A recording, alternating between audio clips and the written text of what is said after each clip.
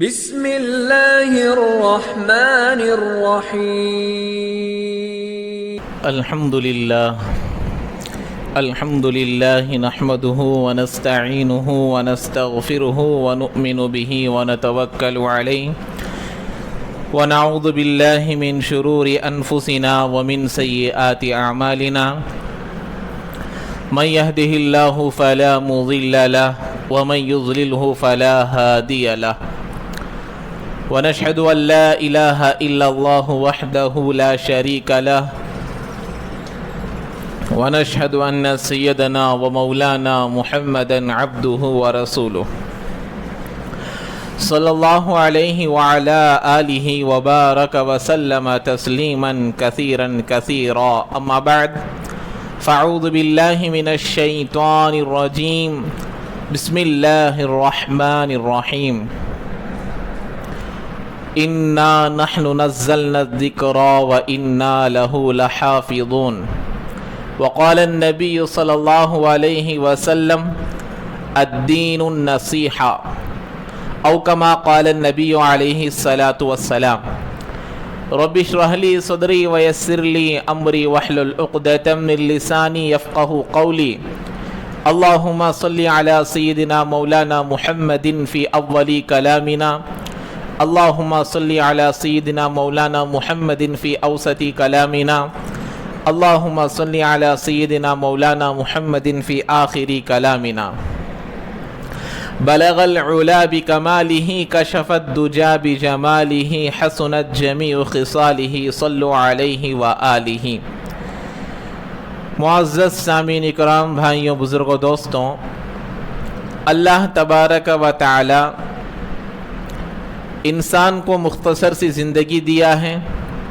وہ زندگی اللہ تبارک و تعالی اپنے احکامات پر چلنے، اپنی بندگی کے لیے اللہ تبارک و تعالی زندگی دیا ہے۔ قرآن مجید میں اللہ تبارک و تعالی نے فرمایا ان الدین عند اللہ الاسلام، اللہ کے نزدیک معتبر دین وہ دین اسلام ہے۔ اور اسلام ایک ایسا مذہب ہے، اگر اسلام کے احکامات پر اگر غیر مذہب والے بھی غور و فکر کریں کہ اسلام میں جو قوانین ہے، اسلام میں جو دستور ہے، اسلام میں جو طریقہ ہے، اگر غیر مذہب والے بھی اگر اس پر غور و فکر کریں گے، تفتیش کریں گے، تو ان کو یہ بات معلوم ہو جائے گی کہ اسلام برحق مذہب ہے، اسلام عقل کے موافق ہے، اسلام فطرت کے موافق ہے۔ اسلام کا کون سا بھی حکم عقل کے خلاف نہیں ہے۔ اسی لیے اللہ تبارک و تعالیٰ فرما رہے ہیں کہ ان الدین عند اللہ الاسلام، اللہ کے نزدیک معتبر دین و دین اسلام ہے۔ اور اسلام ایسا مذہب بھی نہیں ہے کہ اس کے احکامات عقل کے خلاف ہوں، اس کے احکامات فطرت کے خلاف ہوں، اس کے احکامات انسانیت کے خلاف ہوں، ایسا ایک بھی حکم اسلام میں نہیں ہے۔ تو اسی لیے اللہ تعالیٰ فرما رہے ہیں کہ اللہ کے نزدیک معتبر دین و دین اسلام ہے۔ اور اس کے بعد دوسری جگہ اللہ نے فرمایا وَمَن يَبْتَغِ غَيْرَ الْإِسْلَامِ دِينًا فَلَن يُقْبَلَ مِنْهُ، ہمارے پاس جو اسلام کو چھوڑ کر دوسرے دین کو اختیار کر آئے گا، ہم اس کو قبول نہیں کریں گے۔ ہمارے پاس معتبر دین اسلام، ہمارے پاس قبول ہوگا وہ اسلام، اس لیے کہ اسلام کا ہر حکم، اسلام کا ہر رکن، اسلام کا ہر طریقہ وہ فطرت کے موافق ہے، عقل کے موافق ہے، انسانیت کے موافق ہے۔ اسلام کا کون سا بھی حکم اٹھا لیجئے، اسلام کا کون سی بھی چیز اٹھا لیجئے، یہ انسانیت کے موافق ہے۔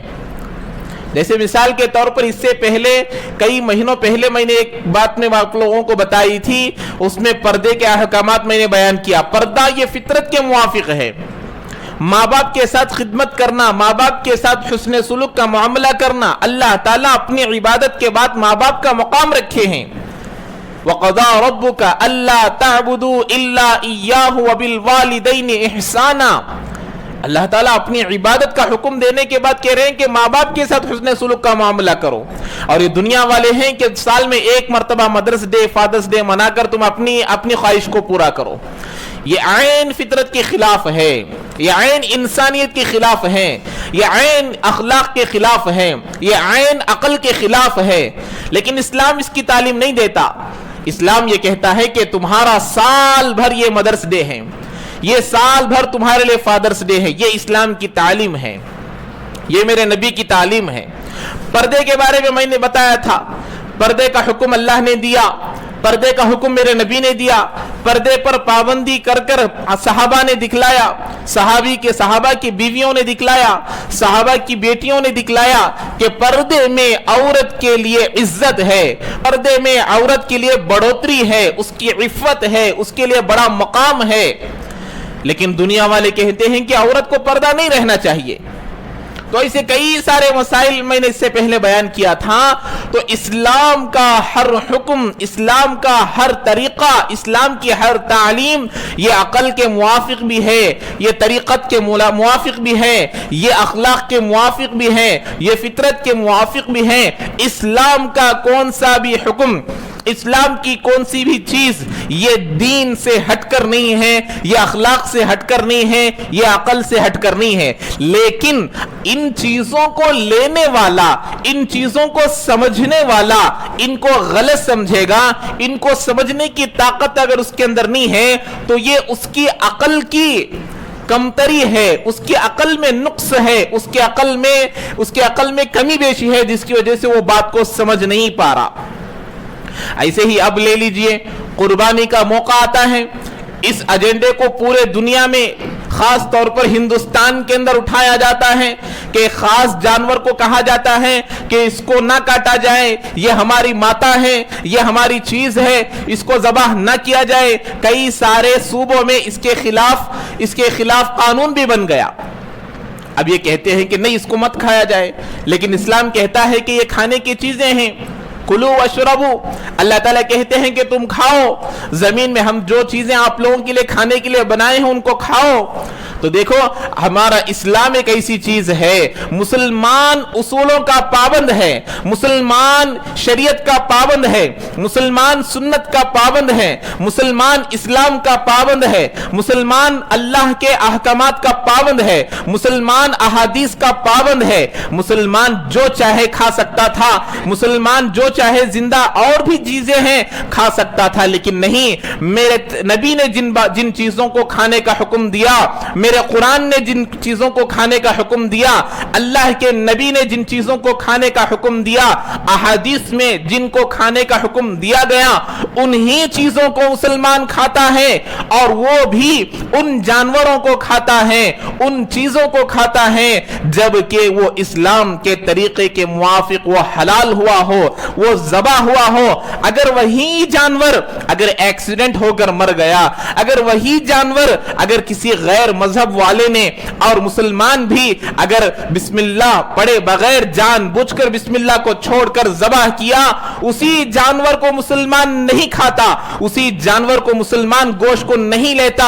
اب یہاں معلوم ہوتا ہے کہ اللہ نے انہی چیزوں کو کھانے کا حکم دیا ہے جو مسلمانوں کے لیے مفید ہے، جو انسانوں کے لیے مفید ہے، جو انسانوں کے لیے رزق کا درجہ رکھتی ہے، جو انسانوں کے لیے کھانے کا درجہ رکھتی ہے. اور وہ بھی جب وہ اسی طریقے پر کٹے، اسی طریقے پر ذبح ہو جب جو طریقہ میرے نبی نے بتلایا ہے، ذبح کا طریقہ ہے. اب یہ تو ہو گیا شریعت کا حکم، یہ تو ہو گیا نبی کا حکم، یہ تو ہو گیا قرآن کا حکم. اب چلیے سائنٹیفک دیکھتے ہیں. سائنس کے موافق بھی اگر دیکھا جائے تو دنیا کے اندر دو طرح کے جانور آپ لوگوں کو ملتے ہیں. دو طرح کے جانور، ایک جیسے کہ نان ویج کھاتے ہیں، شیر ہے، چیتا ہے، یہ تمام چیزیں نان ویج کھانے والے ہیں. اب ان لوگوں کے دیکھیے یہ جو دانت ہوتے ہیں لمبے لمبے دانت والے ہوتے ہیں، جیسے بلی ہے اور چیتا ہے، شیر ہے، ان کے جو ہے یہ نوکیلے دانت ہوتے ہیں. ان کے یہ جو نوکیلے دانت ہوتے ہیں ویسے لمبے لمبے دانت ہوتے ہیں.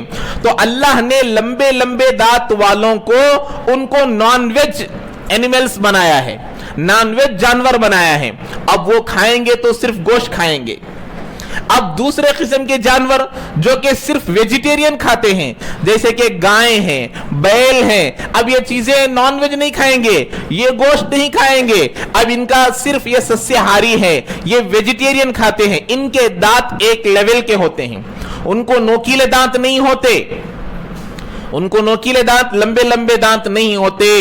तो अब ये गोश्त नहीं खाएंगे, ये चारा खाएंगे, ये भूसा खाएंगे, ये ऐसी चीजों को खाएंगे, लेकिन ये गोश्त नहीं खाएंगे। क्यों? अल्लाह ताला ने इनको सिर्फ और सिर्फ इनको वेजिटेरियन बनाया है। अब शेर, चीता, बिल्ली वगैरह ये ऐसे चीजें हैं जो सिर्फ गोश्त खाएंगे, जो नॉनवेज खाएंगे, और इनके दांत है लंबे लंबे। तो अल्लाह ने दो तरह के जानवर बनाए, एक है सस्याहारी, एक है मांसाहारी, जिसको हम लोग वेजिटेरियन, नॉन वेजिटेरियन कहते हैं। अब इंसान को देखिए, अल्लाह ने इंसान को दोनों दांतों वाला बनाया। उसको यहाँ के जो दो दांत हैं ये नोकीले दांत है, और ये सामने वाले जो दांत है वो एक लेवल के दांत है। तो अल्लाह ने इंसान को दोनों का मजमुआ बनाया। अल्लाह ने इंसान को वेजिटेरियन भी बनाया, नॉन वेजिटेरियन भी बनाया। अब अल्लाह ने कहा कि तुम वेजिटेरियन भी खाओ, नॉन वेजिटेरियन भी खाओ, क्योंकि तुम्हारे अंदर दोनों सिफत है। अब गाय है, बैल है, इसको ले जाकर आप गोश्त डालेंगे, वो नहीं खाएगी, अगर खाएगी तो उसकी तबीयत बिगड़ जाएगी। शेर है, चीता है, उसको ले जाकर आप चारा डालेंगे, वो नहीं खाएगा, अगर खाएगा तो उसकी तबीयत बिगड़ जाएगी। इंसान है, अल्लाह ने इसके अंदर गोश्त को हजम करने की ताकत भी रखी। अल्लाह ने इंसान के अंदर वेजिटेरियन हजम करने की ताकत भी रखी। अल्लाह ने इसके अंदर गोश्त और नॉनवेज, नॉनवेज और वेजिटेरियन दोनों को हजम करने की ताकत रखी। तो अल्लाह ने कहा, ऐ मुसलमानों, तुम जानवरों को खाओ, गाय खाओ, बैल खाओ, बकरा खाओ, बकरी खाओ, तमाम चीजों को खाओ, क्योंकि तुम्हारे अंदर दोनों चीजों को हजम करने की ताकत रखी है। अल्लाह ने यह रखा, ये साइंटिफिक, साइंस से साबित हो गया। मैं बारहा कह रहा हूं, एक है चीता, एक है शेर, इनके नोकीले दांत होते हैं, लंबे लंबे दांत, उनके चौड़े दांत नहीं होते।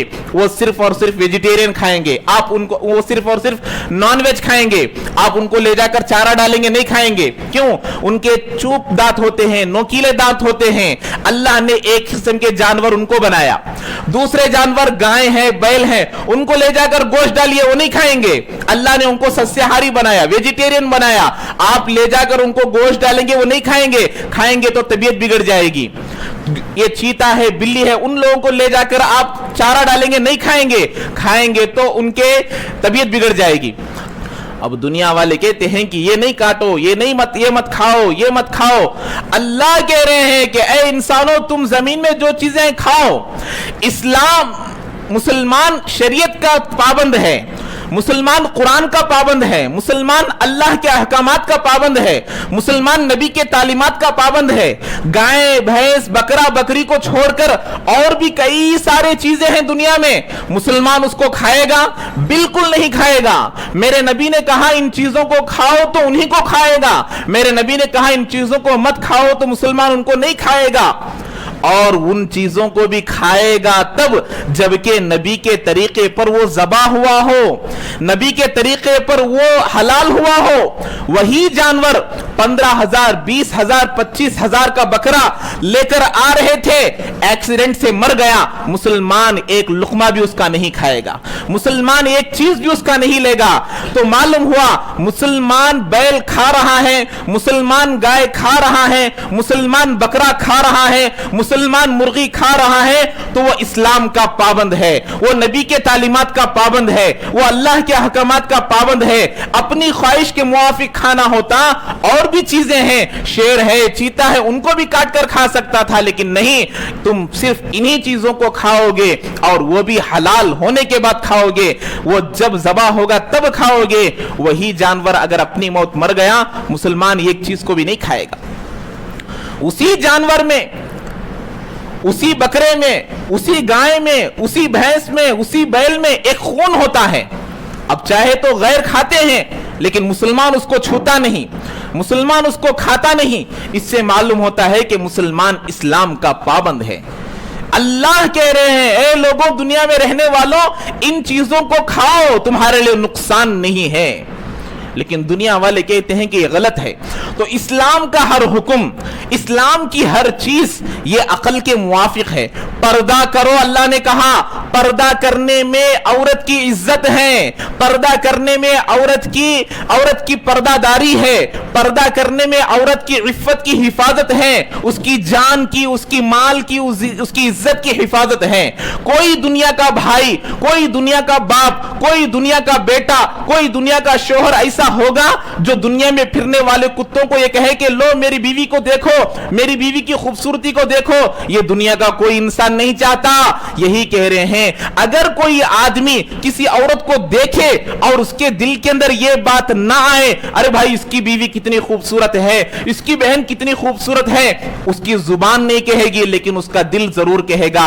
इस दिल की बात से बचाने के लिए अल्लाह ने कहा कि औरतों को पर्दा करो। लेकिन दुनिया वाले कहते हैं कि मुसलमानों ने औरतों को पाबंद कर दिया, मुसलमानों ने औरतों को पर्दे में डाल दिया। अरे अल्लाह के बंदे, मेरी बेटी है, उसकी इज्जत की हिफाजत करना मेरी जिम्मेदारी है, मेरी बीवी है, उसके पर्दादारी करना मेरी जिम्मेदारी है। तुम्हारी अकल अगर नहीं मान रही है, तुम्हारे दिल में यह बात नहीं आ रही है, यह तुम्हारी गलती है, यह मेरे अल्लाह की गलती नहीं है, मेरे नबी की गलती नहीं है। ऐसे ही आज दुनिया के अंदर, खास तौर पर हिंदुस्तान के अंदर, मुसलमानों के एक पर्सनल लॉ पर हमला किया जा रहा है, मुसलमानों के कानून को बदला जा रहा है। मेरे नबी ने 1400 साल पहले हमें एक कानून दिया, मेरे नबी ने मुझे 1400 साल पहले एक दस्तूर दिया, मेरे नबी ने मुझे 1400 साल पहले एक कानून दिया। आज ये फिरका परस्ता हुकूमत आज मुसलमानों से इस कानून को, इस दस्तूर को, इस तरीके को, इस सुन्नत को छीनना चाहती है और ये कहती है कि इन पर यूनिफॉर्म सिविल कोड लेकर आया जाएगा, नाफिज कर दिया जाएगा। मेरे नबी ने जो अहकामात मुझे दिए हैं वो मुझे पसंद है, मेरे नबी ने जो तरीका मुझे सिखलाया है वो मुझे पसंद है। हिंदुस्तान को 1947 में जब आजाद किया गया, मुसलमानों को, हिंदुस्तान को अंग्रेजों से आजादी दिलाई गई, उस वक्त में हमारे उलमाए देवबंद, हमारे उलमाए हिंद, हमारे मुसलमान ये अंग्रेज का मुकाबला करने में पेश थे, पीछे नहीं थे। हमारे मुसलमान इस हिंदुस्तान को आजाद कराने में पेश थे, सामने थे। उस वक्त में हमारे उलमाए देवबंद ने, हमारे उलमाए हिंद ने अपनी जानों का नजराना पेश किया, अपने माल का नजराना पेश किया, अपने बीवी बच्चों को कुर्बान किया, अपने बच्चों को यतीम बनाया, अपने बीवियों को बेवा बनाया। उसके बाद जाकर ये हिंदुस्तान आजाद हुआ।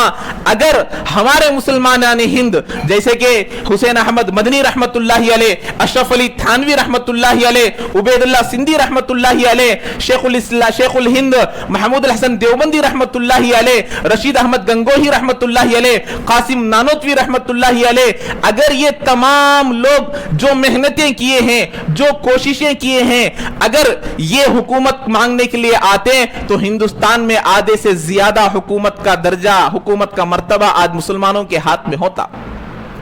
लेकिन मुसलमानों ने हुकूमत के खातिर लड़ाई नहीं की, लेकिन मुसलमानों ने ये पॉलिटिक्स के खातिर लड़ाई नहीं की, बल्कि हमारे उलमा ने हिंदुस्तान को इसलिए आजाद कराया कि हमारे बाद आने वाली नस्ल, हमारे बाद आने वाले मुसलमान यहां पर इत्मीनान के साथ नमाज पढ़ सके, यहां पर इत्मीनान के साथ अपने शरीयत पर चल सके, यहां पर इत्मीनान के साथ अपने नबी के तरीके पर अमल कर सके, यहां पर इत्मीनान के साथ कुरान की तालीमात पर अमल कर सके। लेकिन आज अफसोस, आज इस हिंदुस्तान की ये हुकूमत मुसलमानों पर इस कानून को नाफिज कर जबरन नाफिज कर हमारे मुसलमानों के कानून को खींचना चाहती है, लेना चाहती है, और इस दस्तूर को नाफिज कर हमारे हिंदुस्तान के आईन में, हमारे हिंदुस्तान के कॉन्स्टिट्यूशन में अंबेडकर साहब ने यह लिखा है कि हिंदुस्तान में रहने वाले हर मुसलमान को, हिंदुस्तान में रहने वाले हर आदमी को, हिंदुस्तान में रहने वाले हर सिटीजन को यहां पर अपने अपने मजहब पर अमल करने की पूरी इजाजत है। लेकिन आज क्यों ऐसे हो रहा है? کہ مسلمانوں کے قانون کو بدلا جا رہا ہے. مسلمانوں پورے اب جو یہ قانون آنے والا ہے صرف مسلمانوں کے لیے نہیں. اور سب سے پہلی بات تو یہ ہے کہ مسلمانوں کے لیے ایک سبق ہے, مسلمانوں کے لیے ایک لیسن ہے کہ یہ حالتیں لانے والے, اللہ کرے جہاں تک میرا خیال ہے, جہاں تک میری سوچ ہے, یہ بات صحیح ہے لیکن غلط بھی ہو سکتی ہے. اگر غلطی ہے تو اللہ اصلاح کی توفیق نصیب فرمائے, اگر صحیح ہے تو ہر ایک کو سمجھنے کی توفیق نصیب فرمائے. آج دنیا کے اندر یہ حالتیں آ رہی ہے, خاص طور پر ہندوستان کے اندر یہ حالتیں آ رہی ہے, اس کی وجہ کوئی اور نہیں, اس کی وجہ کوئی حکومت نہیں, اس کی وجہ کوئی تنظیم نہیں, اس کی وجہ میں اور آپ ہے کہ ہم نے اسلام پر عمل نہیں کیا, ہم نے شریعت پر عمل نہیں کیا, ہم نے دین پر عمل نہیں کیا. جب طلاق کا مقدمہ آتا ہے تو ہم علماء کے بجائے, محکمہ شریعہ کے بجائے, دارالافتاء کے بجائے ہم کورٹ کو جاتے ہیں, کھڑ کر پیشاب کرنے والے کے پاس جاتے ہیں. گھر کا معاملہ آتا ہے, جس کو وضو کے فرائض نہیں معلوم, جس کو غسل کے فرائض نہیں معلوم, اس کھڑموت کے پاس جا کر ہم فیصلہ کرانے کے لیے جاتے ہیں کہ میری بیٹی کا معاملہ چل رہا ہے, تم فیصلہ کر. جس کو وضو کے فرائض نہیں معلوم اس کے پاس جا کر ہم کیا فیصلہ کرائیں گے؟ میرے نبی 1400 سال پہلے ہمیں شریعت دے کر چلے گئے, میرے نبی مجھے 1400 سال پہلے دستور دے کر چلے گئے. اس دستور کو, اس قانون کو, اس سنت کو, اس حدیث کو, اس قرآن کو چھوڑ کر ہم کسی کھڑموت کے پاس جا کر, کسی بھیڑ کے پاس جا کر, کسی اور کے پاس جا کر اگر ہم فیصلہ کرائیں گے تو اب اسی وجہ سے ہندوستان میں یہ قانون لایا جا رہا ہے کہ اے مسلمانوں, خود تمہیں تمہاری شریعت پسند نہیں ہے, خود تمہیں تمہارا قانون پسند نہیں ہے, اس لیے ہم ایک نیا قانون لگائیں گے, اس پر تم سب لوگ عمل کرو. کتنے خلا ہے, کتنے طلاق کے معاملے ہیں, کون کرتا ہے؟ کھڑ کر موتنے والا کرتا ہے, جس کو غسل کے فرائض نہیں معلوم, جس کو وضو کے فرائض نہیں معلوم, جس کو نماز کا کوئی تعلق نہیں, عید کی نماز کو آتا ہے تو نماز پڑھنے کا طریقہ نہیں معلوم, آج وہ ہمارے مسلمانوں کے فیصلے کر رہا ہے. گھر کا معاملہ آتا ہے, طلاق کا معاملہ آتا ہے, خلا کا معاملہ آتا ہے, میراث کا معاملہ آتا ہے, اس کے پاس لے کر جاتے ہیں. کیوں؟ اس کے پاس پیسہ ہے. ارے بھائی پیسہ ہو نہیں, ہماری شریعت کو لا کر دیکھیے, قاضی شریح رحمت اللہ علیہ ہمارے اسلام کی تاریخ کو اٹھا کر دیکھیے, اسلام میں ایسے ایسے کارنامے ہیں, اسلام میں ایسے ایسے کارگزاریاں ہیں, دنیا میں ایسی مثالیں آپ کو نہیں مل سکتی. قاضی شریح رحمت اللہ علیہ جو کہ تابعی ہیں, حضرت علی رضی اللہ تعالیٰ عنہ یہ چیف جسٹس تھے. قاضی شریح رحمت اللہ علیہ, حضرت علی رضی اللہ تعالیٰ عنہ کی ایک زرہ گم ہو جاتی ہے, اب وہ ایک یہودی کے پاس رہتی ہے, یہ جا کر مقدمہ رکھتے ہیں, اے قاضی شریح میری جو زرہ تھی وہ یہودی لے لیا ہے, آپ اس کے پاس سے لے کر مجھے دیجئے. قاضی شریح رحمت اللہ علیہ فرماتے ہیں آپ کے پاس گواہ ہے, آپ کے پاس کوئی گواہ ہے کہ وہ زرہ آپ کی ہے؟ قاضی حضرت علی رضی اللہ تعالیٰ عنہ جو کہ صحابی رسول ہیں, خلفائے راشدین میں سے ہیں, حضرت علی رضی اللہ تعالیٰ عنہ جن کے وہ سامنے کھڑے ہیں اور کہہ رہے ہیں کہ میری وہ زرہ ہے وہ لا کر دو, یہودی کے پاس ہے. قاضی شریح رحمت اللہ علیہ نے کہا یہ ہے شریعت, یہ ہے اسلام. انہوں نے کہا آپ کے پاس گواہ ہیں, آپ کے پاس دلیل ہے؟ کہا کہ ہاں میرے پاس ایک آدمی ہے, 2 گواہ لائیے, 2 گواہ. تو کہا کہ یہ آدمی ہے اور میرے بیٹے حسین ہے, میرے پاس 2 گواہ ہیں, یہ آدمی جو کہ میرا ساتھی ہے اور یہ میرا بیٹا جو حسین ہے, یہ 2 آدمی کافی ہے گواہی کے لیے. کہ دونوں نے کہا ہاں قاضی صاحب یہ جو زرہ ہے یہ میرے ابا جان کی ہے. انہوں نے کہا کہ ہاں یہ حضرت علی کی ہے. قاضی شریح رحمت اللہ علیہ کے فیصلے پر قربان جائیے. انہوں نے کہا اے علی رضی اللہ تعالیٰ عنہ, آپ رضی اللہ تعالیٰ عنہ ہیں, آپ صحابی رسول ہیں, آپ خیر القرون میں سے ہیں, آپ اللہ کے نبی کے صحابی ہیں, آپ اللہ کے نبی کے داماد ہیں, حسنین کے والد ہیں, لیکن اسلام میں بیٹے کی گواہی باپ کے حق میں قبول نہیں ہوتی. حضرت علی کے معاملے کو نہیں مانا. یہ ہے ہماری شریعت. ایسی شریعت کو آج ہم چھوڑ کر ہم کسی اور جگہ پر جا رہے ہیں. किसी और जगह पर जा रहे हैं। तो मेरे भाइयों, इस कानून को आने से पहले पहले हम लोगों को चौकन्ना होना है। जब मुसलमान अल्लाह से दूर होता है, दीन से दूर होता है, नबी से दूर होता है, शरीयत से दूर होता है, तो अल्लाह हालात लाते हैं कि ऐ मुसलमानों करीब आ जाओ, ऐ मुसलमानों करीब आ जाओ। ये दस्तूर देकर, ये दस्तूर हटाकर मुसलमानों को ये सबक दिया जा रहा है कि ऐ मुसलमानों, तुम्हें खुद पसंद नहीं है, दुनिया में अपने महकमे शरिया के पास जाओ, हमारे मामलात को उलमा के पास लेकर जाओ, हमारे मामलात को मुफ्तियान के पास लेकर जाओ। लेकिन ये आज हमारी वजह बन गई। सबसे पहली वजह हम और आप हैं कि हमने शरीयत को छोड़ा। अगर कोई आदमी बताता है, अगर कोई मुफ्ती बताता है, अगर कोई आलिम बताता है मसला ये है, शरीयत ये है, दीन ये है, तो अवाम के जुबानों से बात निकलती है कि उलमा का काम तो कहना है, उलमा का काम तो बोलना है, उलमा का काम तो करना है। हम तो वही करेंगे जो हमारे घर में पहले से चला आ रहा है।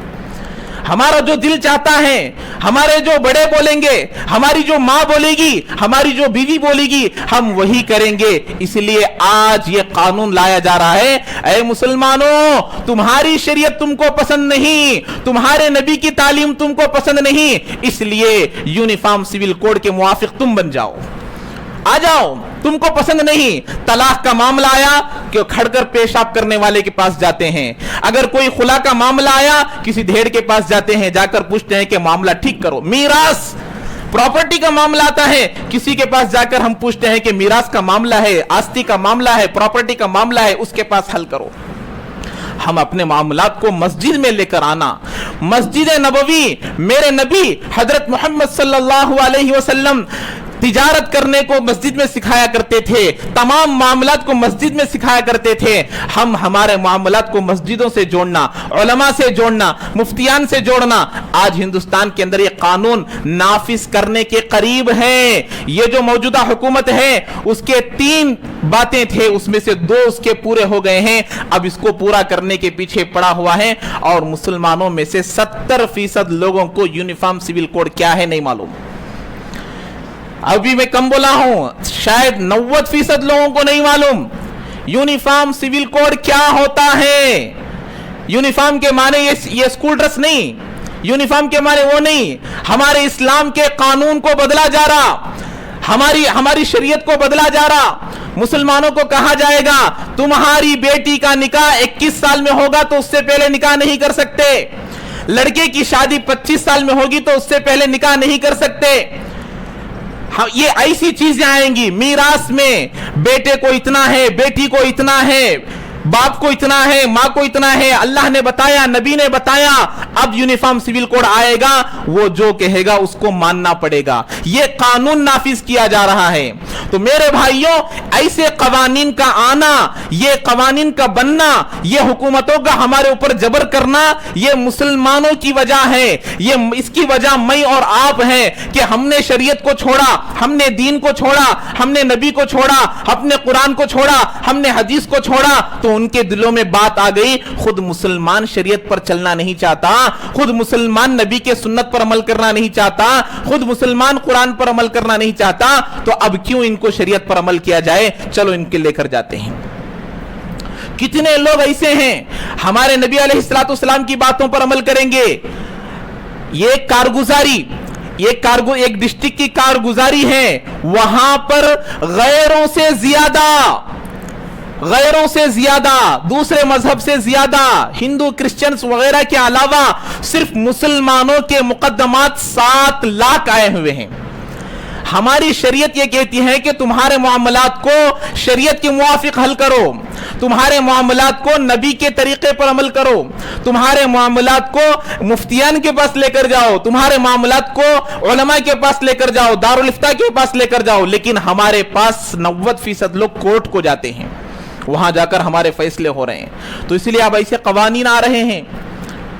तो मेरे भाइयों, आज हमारे मुसलमानों में कितने लोग ऐसे हैं, अगर मुफ्तियान उलमा कुछ बात बताते हैं कि तुम जो ये अमल कर रहे हो गलत हो, तो उनकी बात को मजाक बनाया जाता है कि अगर मुफ्तियों की बात मानी जाए, उलमा की बात मानी जाए, तो जिंदगी गुजारना मुश्किल है।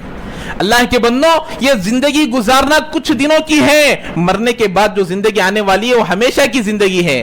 تو میں اسی لیے ابھی جو قانون آنے والا ہے اس کے لیے ایک ویب سائٹ بنائی گئی ہے، 90% لوگوں کو نہیں معلوم، اس کے لیے ایک نئی ویب سائٹ بنائی گئی ہے، ایک ای میل آئی ڈی بنائی گئی ہے۔ ہندوستان کے آئین میں، ہندوستان کے کانسٹیٹیوشن میں ہے کہ دنیا میں، ہندوستان میں رہنے والا ہر آدمی اپنے مذہب پر عمل کر سکتا ہے، لیکن جب یونیفارم سول کوڈ اگر لاگو کرنا ہے، اس کو اگر لاگو کرنا ہے، اس کو نافذ کرنا ہے، عوام سے رائے لی جائے گی۔ اگر پورے زیادہ لوگوں کی تعداد ہاں میں آئے گی تو نافذ کر سکتے ہیں۔ اسی لیے جون 14 سے لے کر جولائی 14 تک یہ حکومت اور یہ سپریم کورٹ کے ذریعے سے ایک ویب سائٹ بنائی گئی ہے، اس کے اندر یہ پوچھا جا رہا ہے کہ تم لوگ یونیفارم سول کوڈ کے موافق ہو یا اس کے خلاف ہو۔ اس ویب سائٹ کو لے اور اس ای میل آئی ڈی کو لینا ہے، اپنی رائے کو پیش کرنا ہے۔ مسلم لا بورڈ کے ذریعے سے بھی بتایا جا رہا ہے کہ اس کے اپوزٹ میں بتائیں کہ ہم لوگ اس کے اپوز میں ہیں، ہم اس کو نافذ کرنا نہیں چاہتے، ہم اپنی شریعت پر 1400 سال سے چل رہے ہیں، چلیں گے انشاءاللہ، اسی پر چلتے چلتے مریں گے، لیکن ہم اپنی شریعت کو چھوڑنے کے لیے تیار نہیں ہیں۔ یہ سبق ان لوگوں کو دینا ہے، لیکن مسلمانوں کو نہیں معلوم۔ مسلمانوں کو کیا معلوم کہ جمعہ کے دن میٹھا کھانا معلوم ہے، بقرعید میں گوشت کھانا معلوم ہے، لیکن ایسی چیزوں کے طرف توجہ دینا مسلمانوں کو نہیں معلوم۔ ہماری زندگیاں گزر جائیں گی، ہماری بات جو اولاد آئیں گی وہ اولاد ہمیں بددعا دے گی کہ ہمارے ماں باپ نے ہمارا ساتھ نہیں دیا، ہمارے ماں باپ ہمارے لیے قربانیاں نہیں دیے، ہمارے بڑوں نے قربانی دیا۔ ہندوستان کے لیے جتنے علماء نے جان کی قربانی دی وہ یہی سوچ کر دیے کہ دنیا میں آنے والی ہماری نسل، ہماری اولاد اسلام پر عمل کرے گی، لیکن آج یہ حکومت ہمارے اوپر یہ نافذ کرنا چاہتی ہے۔ اسی لیے مسلمانوں سے گزارش ہے اس قانون کو سمجھے اور جہاں تک ہو سکے اس کے خلاف عمل کرنے کی کوشش کرے۔ اللہ تعالی ہم تمام کو عمل کی توفیق نصیب فرمائے۔ جو حضرات سنت نہیں پڑھے سنت ادا فرما لے۔